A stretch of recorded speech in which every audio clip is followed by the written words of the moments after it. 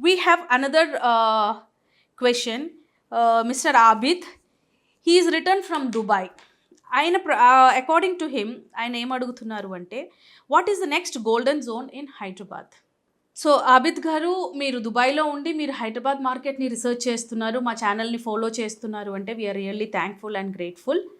Well, next golden zone in Hyderabad అంటే already మనకి ఇప్పుడున్న ట్రెండ్లో మనకి main the hotspots of Hyderabad is Financial District, Gachibowli, Mokila, Kollur. These are all golden triangles and the golden zones of Hyderabad. So if you ask me, next future expansion, అంటే తన ప్రకారంగా తను అడగటం ఏంటంటే నెక్స్ట్ ఫ్యూచర్ ఎక్స్పాన్షన్లో what is the affordable golden zone, అంటే next తను invest చేయాలి అనుకుంటే what is the next approachable or affordable property in which part of Hyderabad. Well Abid garu, మనకి ఇప్పుడున్న ట్రెండ్లో గచ్చిబౌలి, నియోపోలిస్, ఫినాన్షియల్ డిస్ట్రిక్ట్స్, ఈ ఏరియాస్ అంతా చాలా ఎగ్జాస్టెడ్ అయిపోయినాయి and they are like not affordable రేంజ్లో అయితే లేదు. మీరు ఒక అఫోర్డబుల్ సెగ్మెంట్ చూస్తున్నారు and that if your focusing on IT sector, then my suggestion would be that మీరు towards Tukkuguda and towards Adibatla వెళ్ళండి. Bongloor, Adibatla and Tukkuguda. That is, exit 14 is Tukkuguda, exit 13 is Adibatla, Ravirala and Bongaluru. Ikkada why I suggest is because the next future expansion definitely is going to be towards that. మనకి Bengaluru highway పక్కన పెట్టుకుంటే ప్రాక్టికల్గా మనకి మన కంటి ముందు కనబడడానికి next option is Adibatla. Already బాగా డెవలప్ అయింది సార్, ఇప్పుడు అఫోర్డబిలిటీలో ఉంది. If you look at the prices at Adibatla మనకు ఒక 30,000 నుంచి 40,000 పర్ ఎస్ఎఫ్టీ నడుస్తూ ఉంది.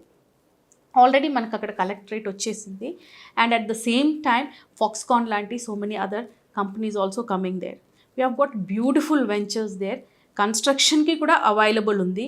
ఇంకోటి ఏంటంటే next builders whoever wants to construct, ఆ ఏరియాలో scope is more. TCS is already functioning, Wipro is coming up there. So basically ఏంటంటే అక్కడ ఆఫీసెస్ ఉన్నాయి కానీ రెసిడెన్షియల్ ప్రాజెక్ట్స్ చాలా తక్కువ ఉన్నాయి. ఇంకొకటి, రెసిడెన్షియల్ ప్రాజెక్ట్స్ ఓకే ఉన్నాయి, బట్ కమర్షియల్ యాక్టివిటీస్ కోసం మనకి ఆ ఏరియాలో space, we do not have commercial point of వ్యూలో మనకు అక్కడ స్పేసెసే లేవు, ఆఫీస్ స్పేసెస్ లేవు for retail and commercial activities కోసం అక్కడ రీటైల్ స్పేసెస్ కూడా అవైలబిలిటీలో లేదు. So builder point of view, బిల్డర్స్కి ఫ్యూచర్లో ఆ ఏరియాలో చాలా స్కోప్ ఉంది. సిమిలర్లీ ఇన్వెస్టర్ పాయింట్ ఆఫ్ వ్యూలో కూడా next golden zone or next expansion towards from financial district నుంచి మనం క్యాలిక్యులేట్ చేస్తే మాత్రం Tukkuguda and Adibatla is a suggestable place. ఇంకో అడ్వాంటేజ్ దీనికి ఏంటంటే exit 14 is Tukkuguda, exit 13 is Adibatla, Bongloor, exit 11 that is connecting us to B N Reddy Nagar, Vanasthalipuram, L B Nagar and it is actually connecting us to the east side of Hyderabad. అక్కడ నుంచి మనకి Nagarjuna Sagar connecting road also. మళ్ళీ exit 11లోకి వస్తే మనకి విజయవాడ హైవే కనెక్ట్ అవుతుంది. అంటే this is a very good connective point also when compare to all this. So exit 13 నుంచి మీరు సిటీలోకి వెళ్ళాలి అనుకుంటే you can take exit 11 and go you can go from there so that మీ సిటీ యాక్టివిటీస్ ఎక్కడ halt అవ్వకుండా ఉండదు. And when it comes to investments, the minimum lock-in period should be 5 years. That is if you're buying a plot or a land. So what I suggest is, Abid Garu, if you want to invest and hold your money in a golden zone that is going to appreciate in the next 3 to 5 years, meeku suggestible area is Tukkuguda because airport is closer by. That is actually on the back side of the international airport. And Adibatla. So ఈ ఏరియాస్లో మీకు ఇప్పుడు కూడా అఫోర్డబిలిటీలో ఉంది, మీరు ఆ ఏరియాస్లో మీరు ఇన్వెస్ట్ చేయొచ్చు. దిస్ ఈమెయిల్ ఈజ్ యాక్చువల్లీ మాకు హైదరాబాద్ నుంచే రాశారు. His name is Anil. తను ఏం రాస్తారంటే, can a foreigner buy property in India? If yes, what is the procedure? So Anil garu, I suppose you are a foreigner or you don't reside in India. So Anil garu, మీ question is a valid question. ఎందుకంటే ఒక foreigner ఇండియాలో property కొనలేరు. Because ఒక foreigner India visit అవ్వాలి అంటే he has to take a visiting visa and visiting visa is valid only for 180 days.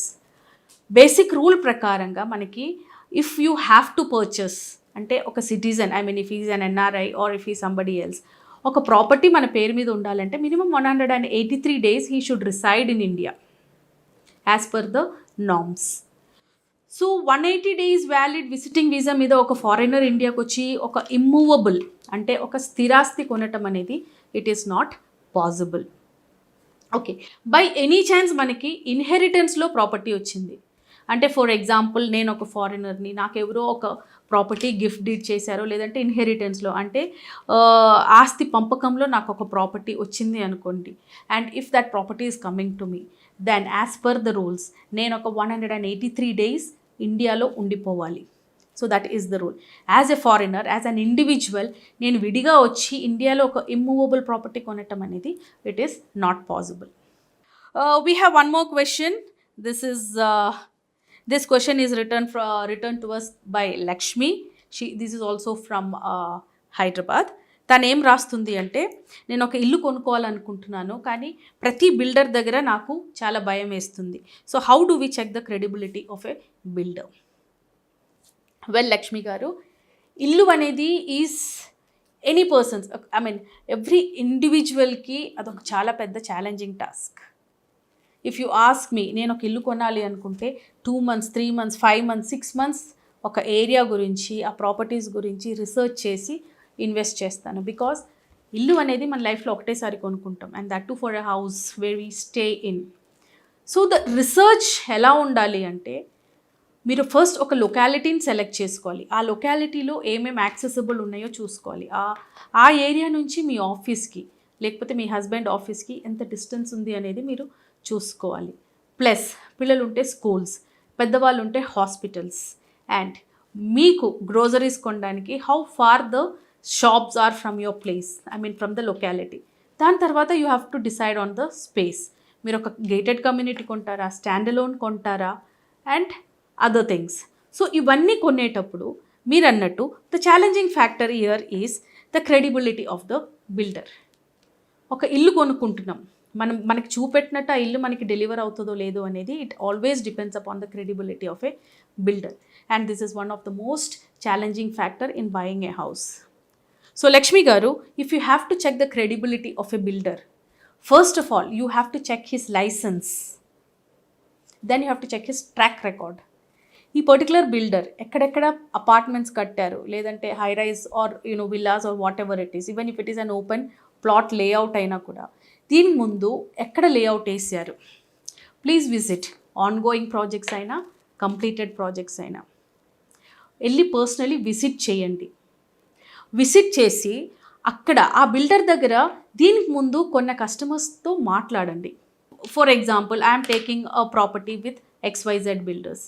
ఆ XYZ builders on going or లేదంటే completed projects దగ్గరికి వెళ్ళేసి అక్కడ ఈయన దగ్గర నుంచి తీసుకున్న బయ్యర్స్తో మాట్లాడండి.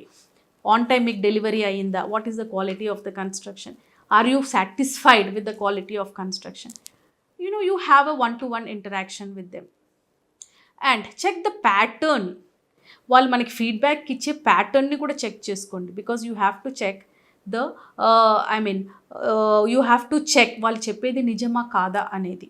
So that is also very important.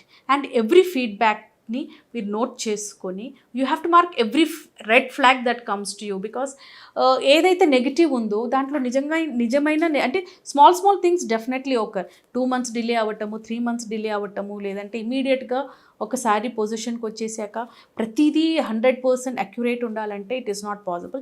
చిన్న హర్డల్స్ అయితే ఉంటుంది, but you have to look in to the major issues. Next you have to check about his financial stability, because financial stability matters a lot. ఆ financial stability లేదు అనుకుంటే మీ project మీకు timely hand over 100% అవ్వదు. So these are the things that you have to check and do visit his ఆఫీస్కి వెళ్ళండి. ఎన్ని years నుంచి ఆఫీస్ అక్కడ ఉంది, ఎన్ని ఇయర్స్ నుంచి, if it is a private limited company online check చేయండి. ఎన్ని ఇయర్స్ నుంచి వాళ్ళది బ్యాలెన్స్ షీట్ ఎలా ఉంది, వాళ్ళ పర్ఫార్మెన్స్ ఎలా ఉంది, పబ్లిక్ రివ్యూస్ ఎలా ఉంది, ఇవన్నీ ఒకసారి చెక్ చేసుకొని you please go ahead buying your home. So we have a last email. This is from Ravi Garu. He is also from Hyderabad. తను ఏం రాస్తారంటే after elections I have seen many changes in real estate investment. So will it effect my previous investments? Is it true that real estate and politics go hand in hand? So Ravi garu, మీరు అడిగింది చాలా valid questions. ఎందుకంటే after elections మనకి real estate మార్కెట్లో చాలా changes వచ్చాయి. So first thing ఏంటంటే elections కోసం, ఐ మీన్ బిఫోర్ ఎలక్షన్స్ ఒక 6-7 months నుంచి మనకి మార్కెట్ చాలా హాల్ట్లో ఉండింది. సో బేసిక్లీ అప్పటి నుంచి కూడా మార్కెట్ కొంచెం డౌన్లోనే ఉంది. After the local elections now people are waiting for the MP elections.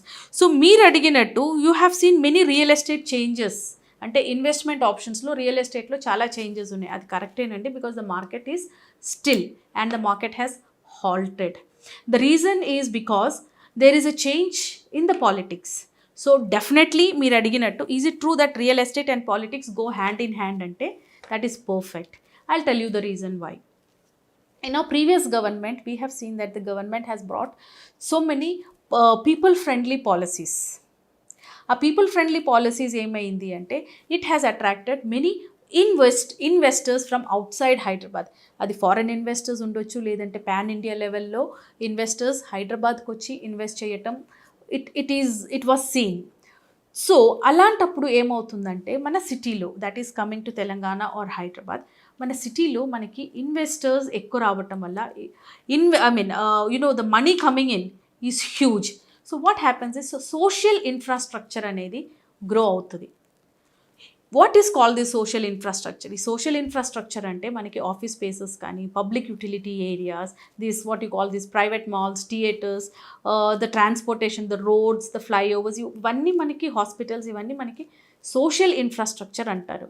So when the government is performing well, what happens is we get investors from outside. It could be, as I told you, it could be pan India level కానీ, లేదంటే outside India కూడా we attract investors. So అలా investors మనకి హైదరాబాద్లోకి రావటం వల్ల employment create అవుతుంది. ఆ employment create అయినప్పుడు ఇట్ అట్రాక్ట్స్ పీపుల్, అంటే employees from in and around the rural areas to urban areas. ఇప్పుడు హైదరాబాద్ చుట్టుపక్కల ఉన్న ప్రతి ఊరిలో నుంచి మనకి జనాలు ఇక్కడ వచ్చి ఎందుకు వర్క్ చేస్తున్నారు అంటే మనకి ఇక్కడ ఒక ఇన్ఫ్రా క్రియేట్ అయింది, ఇక్కడ ఇన్వెస్టర్స్ ఉన్నారు, ఇక్కడ ఆఫీస్ స్పేసెస్ ఉన్నాయి, and the offices are functioning here. So ఈ సోషల్ ఇన్ఫ్రా ఇంక్రీజ్ అవ్వటం వల్ల వచ్చే ఎంప్లాయీస్కి they need to stay. So residential infrastructure కూడా గ్రో అవుతుంది. ఎందుకంటే ఇంతమందిని మనం బ్యాలెన్స్ చేసుకోవాలంటే వాళ్ళకు ఉండడానికి ప్లేస్ ఉండాలి, వాళ్ళ పిల్లలకి స్కూల్స్ ఉండాలి, అండ్ పాపులేషన్ తగినట్టు హాస్పిటల్స్ ఉండాలి, ఎంటర్టైన్మెంట్ జోన్స్ ఉండాలి, విచ్ మీన్స్ మాల్స్ కానీ, షాపింగ్ సెంటర్స్ కానీ, థియేటర్స్ కానీ, ఆల్ పార్క్స్ కానీ, ఇవన్నీ కూడా డెవలప్ అవుతుంది. So definitely if the government is performing good, then that will attract people and that will go hand in hand. అందుకే మనకి ప్రీవియస్ గవర్నమెంట్ ఉన్నప్పుడు real estate has taken a real boom. The highest పర్సంటేజెస్లో మనకి values add అయ్యింది was in our previous government. But it doesn't make any difference now if that the government is functioning or not. ఎందుకు అంటే Hyderabad already has been in the list of the developed cities. Already మనకి maximum developments అయిపోయినాయి. We have attracted world class investments into Hyderabad. వచ్చిన investors అయితే బయటికి వెళ్ళరు కదండి, ఆ కంపెనీస్ ఫంక్షనింగే ఉంటుంది, ఆ ఎంప్లాయీస్ కంటిన్యూస్గా వర్క్ చేస్తూనే ఉంటారు. సో డెఫినెట్లీ ఇప్పుడున్న సిచ్యువేషన్లో there is nothing so harsh to get panic. ఎందుకంటే మీరు అడిగారు will it affect our previous investments అనేసి. డెఫినెట్గా it will not affect your previous investments అండి.